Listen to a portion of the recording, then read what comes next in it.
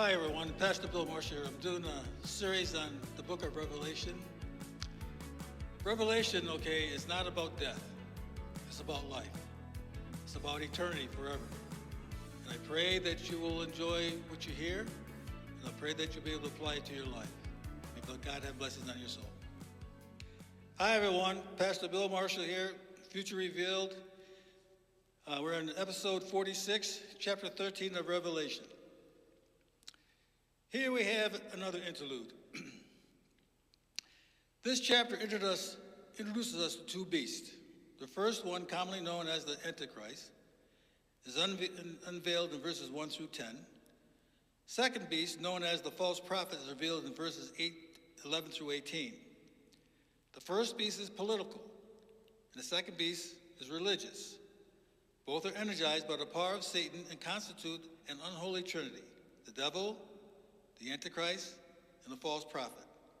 Satan is a great imitator. The incarnation of himself in these two bad guys in his final attempt to wreak havoc upon the earth. Knowing that he has but a short time left, he makes an all-out move to upset God's position and authority through these two allies, the beasts of this chapter. One is the beast of the sea, the other the world dictator, the other is the beast of the earth, the false prophet, and religious leader of the world. Verse 1. And I stood upon the sand of the sea, and saw a beast rise out of the sea, having 7 heads and 10 horns, and upon his horns 10 crowns, and upon his heads the name of blasphemy. Now the Bible chapters and verses don't come into existence until the 1500s. They help us locate chapters and verses, but they are not inspired. Sometimes they can confuse this and what is said. Verse 1 of chapter 13 should have been part of chapter 12. Why?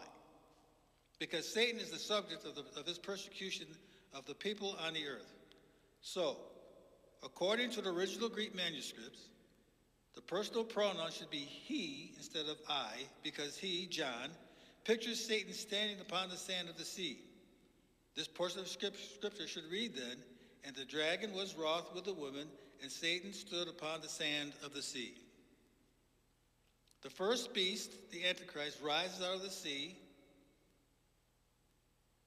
and has 7 heads and 10 horns and 10 crowns upon his horns. He is a literal man, but demon-possessed, and his power comes out of the abyss. For the abyss that thou sawest was and is not, and shall ascend out of the bottomless pit. In chapter 17, it tells us where he came from. Chapter 17, verse 12 and 13. Excuse me. Chapter 17, verse 12. And the 10 horns which thou sawest are 10 kings, which have received no kingdom as yet, but receive power as kings 1 hour with the beast. The 10 horns and the 7th head of the beast probably are an end-time confederation of kingdoms rising out of the remnants of the 6th kingdom, the Roman Empire. This confederation is the 7th in the historical succession of empires extending from Babylon to Rome, and will endure for a brief time, probably 3.5 years. Though the individual nations in some cases have existed for centuries, they would not come to power as a united kingdom until this future federation is implemented. This could be like our League of Nations. What could be in these plans and negotiations will be the head of one of these 10 nations, the man destined just a few years hence to be recognized as the world dictator, the beast, the heir of 7 kingdoms of history and the 10 kingdoms of the present. This is why I mentioned earlier about the rapture, why I believe that the false prophet and the Antichrist will be raised after the rapture. So they'll be raised during a period of time, it'll be like a law, be raised during a time. He will attract much attention and praise for his efforts, and among other things, he will consummate a 7-year treaty with Israel, allowing the reestablishment of their temple and their ancient religious system in Jerusalem. Verse 13, they have one mind and shall give their power and strength to the beast. Although these 10 start as equals, they will gradually come to acknowledge the superiority of the beast that will give all sovereignty to him. The meaning of mind in this passage is will or purpose. Whatever resistance they may encounter from their own from their own or from other people, it becomes their main purpose to surrender all to him, the beast. Power and strength. The surrender of both their armaments and their authority. This is an amazing phenomenon, that 10 important and strong nations shall all voluntarily yield their sovereignty and their military forces to one man. He really must be a tremendously brilliant and intimidating individual, a man of extraordinary charisma and political insight, inspiring both awe and confidence in the ungodly men and women of the world.